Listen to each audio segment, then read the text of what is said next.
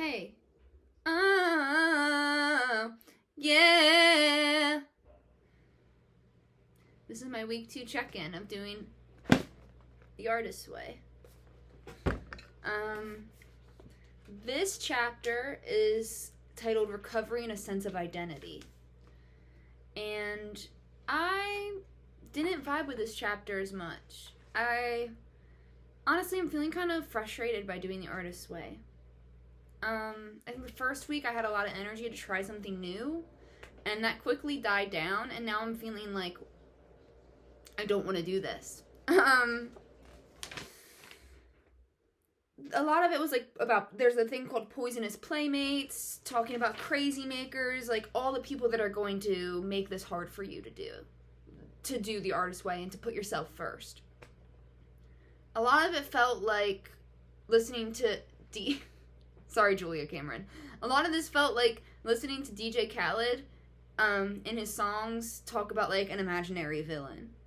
Like they didn't think we were going to win. Who? Like, I don't actually feel like anybody's against me besides me.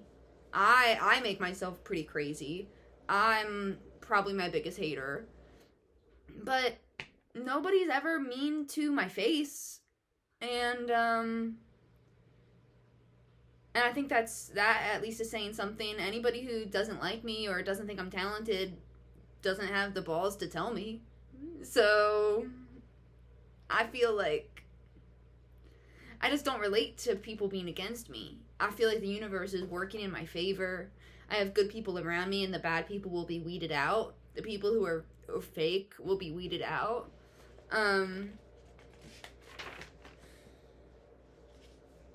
But I mean, there's definitely people that are skeptic about my music or have told me before that they think I could probably be more... Like, I've had family tell me I could probably be more sparing with my finances as far as putting my money towards music, because I don't make anything back from it.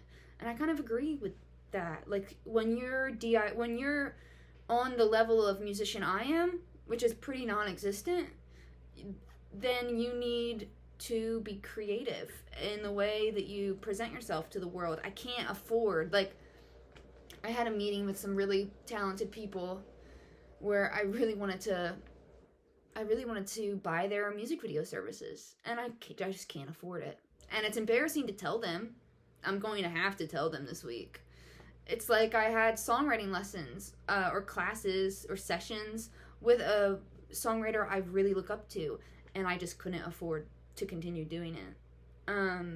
That's always embarrassing, but I have to like work within my means, and yeah, I don't feel like people voicing their opinions to me have ever been without my best interest at heart. Maybe it's because I keep a small circle. I related to some stuff. Creative recovery is an exercise in open-mindedness, where we put our attention, like putting your attention on the now. Some things I underlined was a creative block manifests itself as an addiction to fantasy.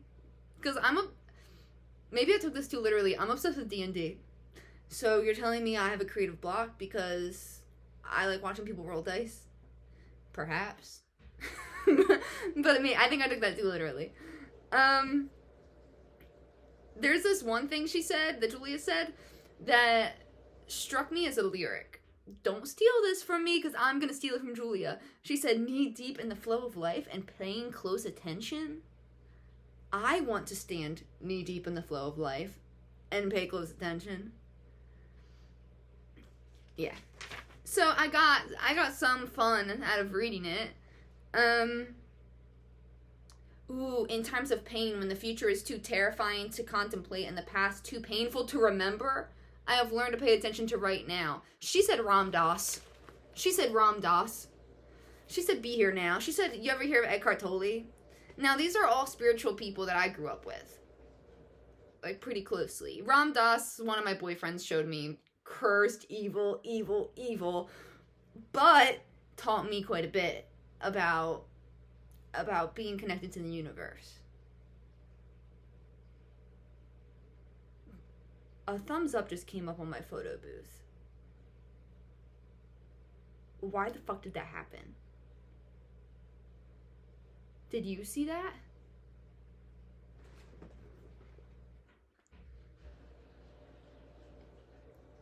I'm gonna pretend like that didn't happen. I feel like somebody's watching me, but whatever. At this point. I'm feeling like frisky. I'm feeling like frisky and crazy. Can you tell?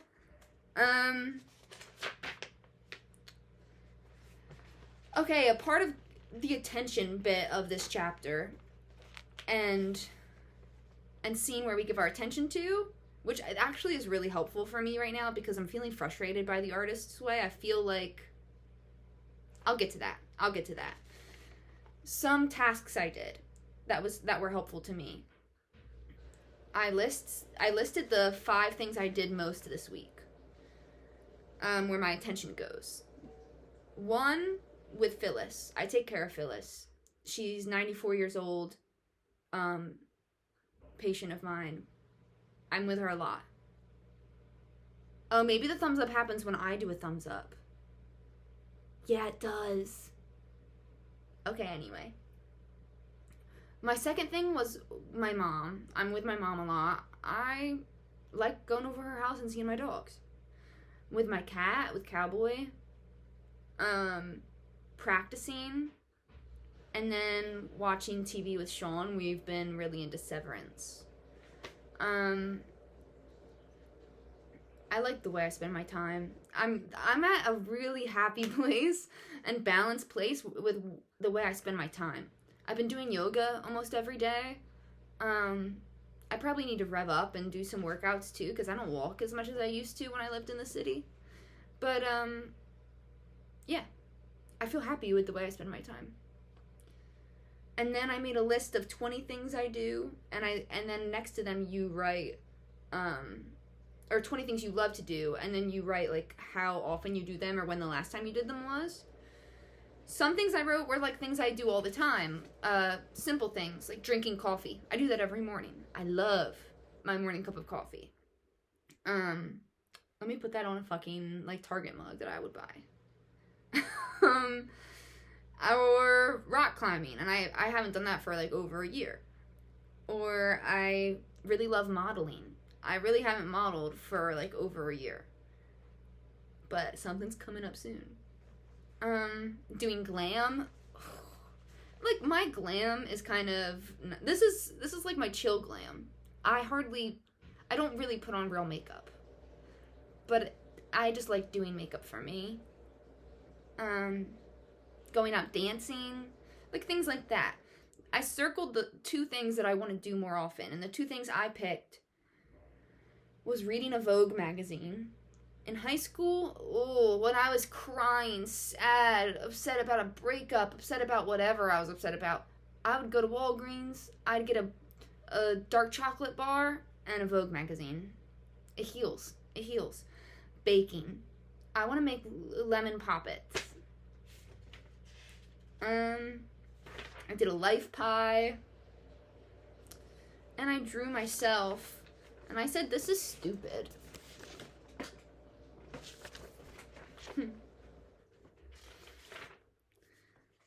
So, my check-in. I did my morning pages, kind of reluctantly, but I did them. They're very boring. I wasn't feeling it this week, but I did them. Not always the 3 pages. Ooh, excuse me. Not always the 3 pages. I didn't do my artist date, but my first artist date was going to the library, and I forgot to mention that. I went to the library. It was okay. I got some shitty Kurt Vonnegut book because that was the only half decent thing I could find there. Just like best poems or whatever. Not that interested in Kurt Vonnegut. And this week I didn't do anything by myself. But I did a lot for my music. There were some pretty substantial steps on my journey, which she also asks about in the check-in. First off being, I'm in my fucking music room. What? what? Me and Sean put it together. And I'm going to record music at the desk that my laptop's on right now. And I do have my kitty tower in here so Cowboy can be with me. And I just am really happy that I finally have a place to make music and to take the first step to being independent and giving myself a full room to explore my ideas. And I feel really thankful that Sean was willing to sacrifice the living room. Because now our bedroom's in the living room, and this is the only extra room. So we can't really have people over anymore, but he really believes in my songwriting and my music, and in times when even I don't. And so it's nice to have that support. And Jesse came to Millville, just for me, to help me make my first merch. Not my first, because I made merch when I was like 14, 15, but like my first merch as an adult where I'm doing it. It's not like my parents doing it, you know? Oh! So these are stamps. Like she made 3 separate stamps. I drew it. And she made stamps off of the pictures I drew. Rubber stamps. And I put the ink down, roly, on the stamp, and then press it. So that's my tote bag. And then I have mini stamps that I did the handle. This is Kennedy Shaw. And I have 4 tote bags, and she left the stamps with me. So I'm going to get t-shirts this week, and maybe that'll be my artist date. I'll figure out how to do it by myself. It's not that hard. We did it together. But I'm sure I'll have a couple mess-ups. I'm going to make like 8 t-shirts to start. And I'm not sure how much I'm going to sell them for, but I'll figure it out. And I'm happy with where things are going. I have a really busy week. Tomorrow I work both jobs, and then I see Howdy Friday night. I love Howdy. I think that they produced some of Ryman's stuff, and I'm a big fan of Ryman. But yeah, so I'm feeling good. A little frustrated by the Artist Way. I kind of feel like I'm trying my best. Why are you making me do this extra shit that I don't want to do? But I promised myself I would do it. And I think that thinking about where I give my attention was important, even though I think I'm doing my best. Like, stop bothering me. that's kind of how I feel. Like, I don't know why, because it's for me, but I feel like I did a music room this week, made all this.